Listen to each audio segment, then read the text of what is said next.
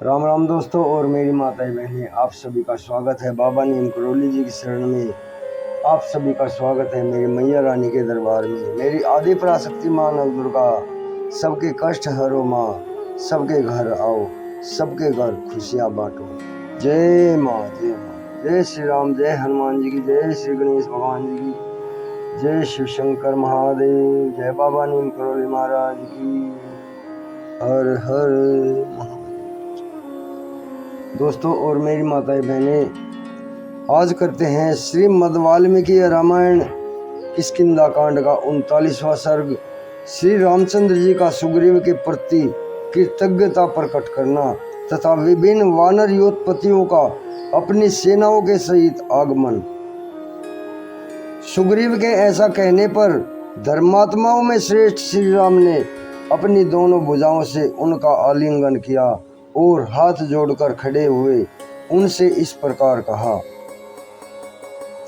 सखे, इंद्र जो जल की वर्षा करते हैं, सहस्रों किरणों से शोभा पाने वाले सूर्यदेव जो आकाश का अंधकार दूर कर देते हैं तथा सौम्य चंद्रमा अपनी प्रभा से अंधेरी रात को भी उज्जवल कर देते हैं, इसमें कोई आश्चर्य की बात नहीं है, क्योंकि यह तो उनका स्वाभाविक गुण है। शत्रुओं को संताप देने वाले सुग्रीव, इस तरह तुम्हारे समान पुरुष भी यदि अपने मित्रों का उपकार करके उन्हें प्रसन्न कर दे, इसमें कोई आश्चर्य नहीं मानना चाहिए। सौम्य सुग्रीव, इस प्रकार तुम में जो मित्रों का हिस्सा धनुरूप कल्याणकारी गुण है, यह आश्चर्य का विषय नहीं है, क्योंकि मैं जानता हूँ कि तुम सदा प्रिय बोलने वाले हो। यह तुम्हारा स्वाभाविक गुण है।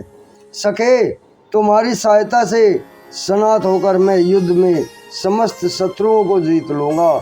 तुम ही मेरे हितैषी मित्र हो और तुम ही मेरी सहायता कर सकते हो।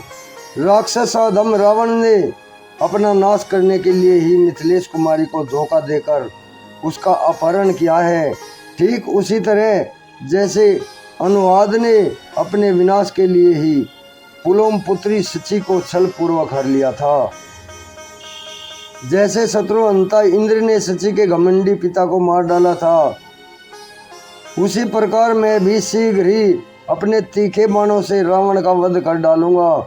श्री राम और सुग्रीव में जब इस प्रकार की बातें हो रही थी, उसी समय बड़े जोर की धूल उठी, जिसने आकाश में फैलकर सूर्य की प्रचंड प्रभा को ढक दिया।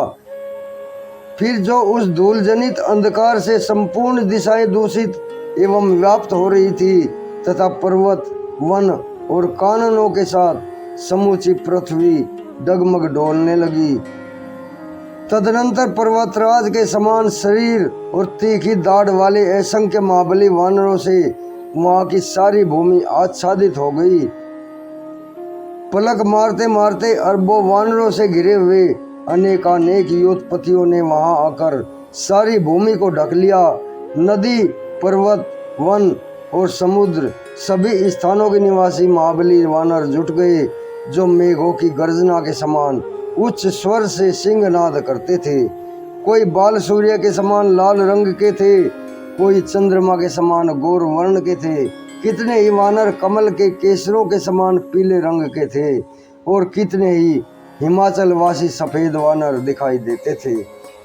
उस समय परम कांतिमान सतीबल नामक वीर वानर 10 अरब वानरों के साथ दृष्टिगोचर हुआ।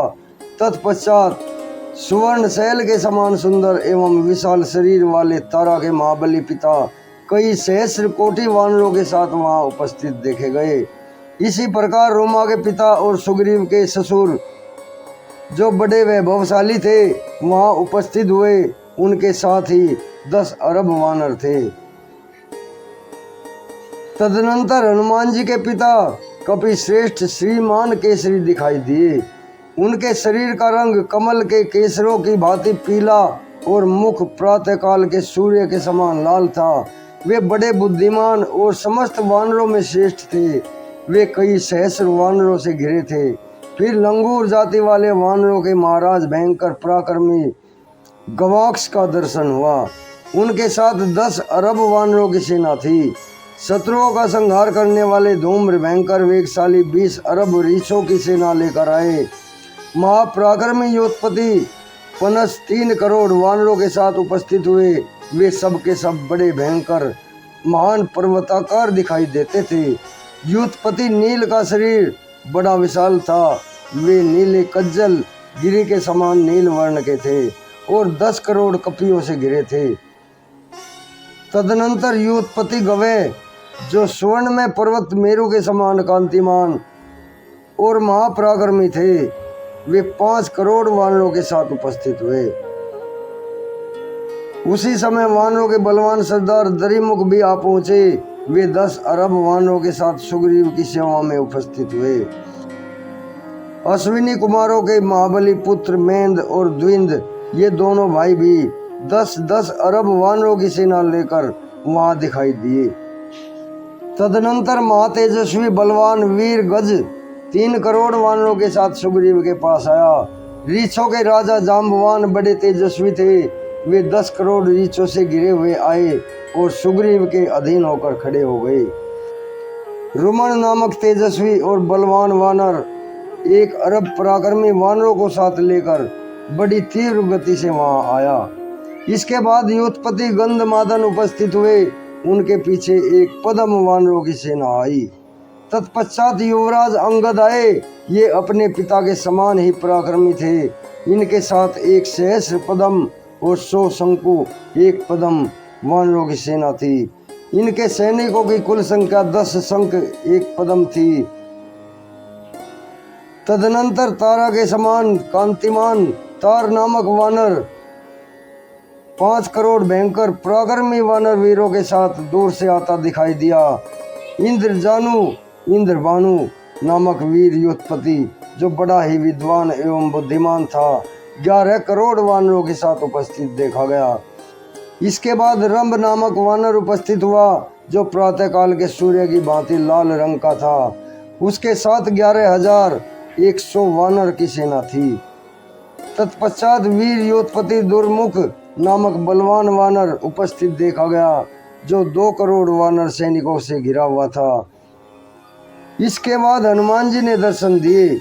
उनके साथ कैलाश शिखर के समान श्वेत शरीर वाले भयंकर पराक्रमी वानर 10 अरब की संख्या में मौजूद थे। फिर महापराक्रमी नल उपस्थित हुए जो 1 अरब 1,100 द्रुमवासी वानरों से घिरे हुए थे। तदनंतर श्रीमान दधिमुख 10 करोड़ वानरों के साथ गर्जना करते हुए किष्किंधा में महात्मा सुग्रीव के पास आए। इनके सिवा सरब, कुमुंद, वही तथा रंग, ये सभी दूसरे भी बहुत से इच्छानुसार रूप धारण करने वाले वानर योद्धपति सारी पृथ्वी, पर्वत और वनों को आवृत करते हुए वहां उपस्थित हुए, जिनकी कोई गणना नहीं की जा सकती थी। वहां आए हुए सभी वानर पृथ्वी पर बैठे। वे सब के सब उछलते, कूदते और गरजते हुए वहां सुग्रीव के चारों ओर जमा हो गए। जैसे सूर्य को सब ओर से घेरकर बादलों के समूह छा रहे हों। अपनी भुजाओं से सुशोभित होने वाले बहुतेरे श्रेष्ठ वानरों ने, जो भीड़ के कारण सुग्रीव के पास तक न पहुंच सके थे, अनेक प्रकार की बोली बोलकर तथा मस्तक झुकाकर वानर राज सुग्रीव को अपने आगमन की सूचना दी। बहुत से श्रेष्ठ वानर उनके पास गए और यथोचित रूप से मिलकर लौटे, और कितने ही वानर सुग्रीव से मिलने के बाद उनके पास ही हाथ जोड़कर खड़े हो गए। धर्म के ज्ञाता वानर राज सुग्रीव ने वहां आए हुए उन सब वानर शिरोमणियों का समाचार निवेदन करके श्री रामचंद्र जी को शीघ्रता पूर्वक उनका परिचय दिया। फिर हाथ जोड़कर वे उनके सामने खड़े हो गए। उन वानर योद्धपतियों ने वहां के पर्वतीय क्षेत्रों, झरनों के आसपास अपनी सेनाओं को यथोचित रूप से सुख पूर्वक ठहरा दिया। तत्पश्चात सब सेनाओं के ज्ञाता सुग्रीव उनका पूर्णतः ज्ञान प्राप्त करने में समर्थ हो सके थे। इस प्रकार श्री वाल्मीकि निर्मित आर्ष रामायण आदि काव्य के किष्किंधा कांड में 39वां सर्ग पूर्ण हुआ। जय श्री राम, जय श्री राम। दोस्तों और मेरी माताएं बहनें, 39वां सर्ग पूर्ण होता है। कल 40वां सर्ग होगा। श्री राम की आज्ञा से सुग्रीव का सीता की खोज के लिए पूर्व दिशा में वानरों को भेजना और वहाँ के स्थानों का वर्णन करना। अभी आगे लेता हूँ मेरे भाई। जय श्री राम, जय हनुमान, जय बाबा जी।